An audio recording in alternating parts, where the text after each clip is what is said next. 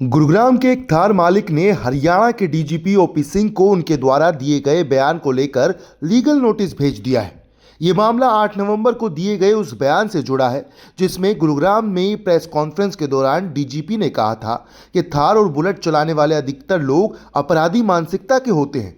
इस टिप्पणी के बाद से ही ये बयान सोशल मीडिया पर भी विवाद में आ गया था।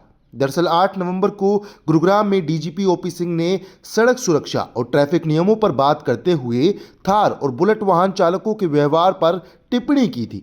उनकी इस टिप्पणी को कई लोगों ने आपत्तिजनक भरा बताया था। यहां तक कि पूर्व उप मुख्यमंत्री दुष्यंत चौटाला ने भी सोशल मीडिया पर इसको लेकर प्रतिक्रिया दी थी।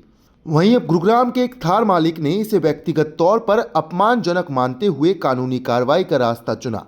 थार मालिक ने अपने वकील के माध्यम से डीजीपी को भेजे नोटिस में कई प्रमुख मांगे रखी हैं। ये लीगल नोटिस मैंने इसलिए दिया कि मेरे पास एक थार गाड़ी है और जब से डीजीपी साहब ने स्टेटमेंट दी है कि थार वाले इनका दिमाग घूमा हुआ है और वे बदमाश हैं, तो लोग बाग मेरे से फ़ोन करके पूछते हैं जी कि आपका दिमाग घूमा हुआ है। इसी तरह जब हमारे बच्चे गाड़ी लेके जाते हैं तो उनसे भी यही सवाल पूछा जाता है। जबकि थार हमने जो गाड़ी ली थी वो अपने काम को, रोड को देखते हुए ली थी, उसकी सेफ्टी को देखते हुए। यही है जी, थार जो गाड़ी है ले रखी है आपने बदमाशी के या आपका दिमाग घूमा हुआ है, इस तरह की लोग बाग सवाल करते हैं। हाँ, जैसे बच्चे बाहर जाते हैं तो वो पूछते हैं कि तुम्हारे फादर के पास थार है तो तुम्हारे पापा का दिमाग घूमा हुआ है या कुछ बदमाश है, तो लोग बाग एक अलग ही नजरिए से हमें देखते हैं।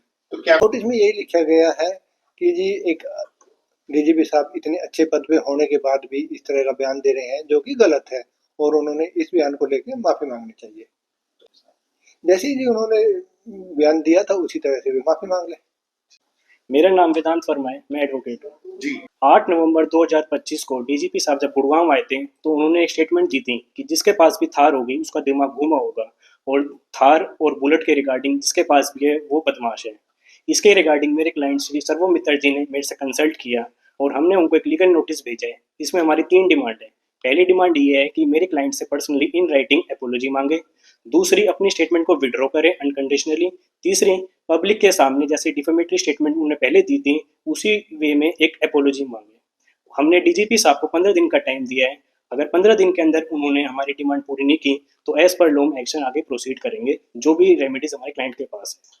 हाँ जी, जिस तरीके से हमने डिमांड की है उसमें तीसरा पॉइंट ये लिखा है कि जिस पब्लिक एपोलॉजी मांगे उसी वे में जिस वे में उन्होंने डिफेमेटरी स्टेटमेंट पब्लिक के सामने, मीडिया के सामने दी थी।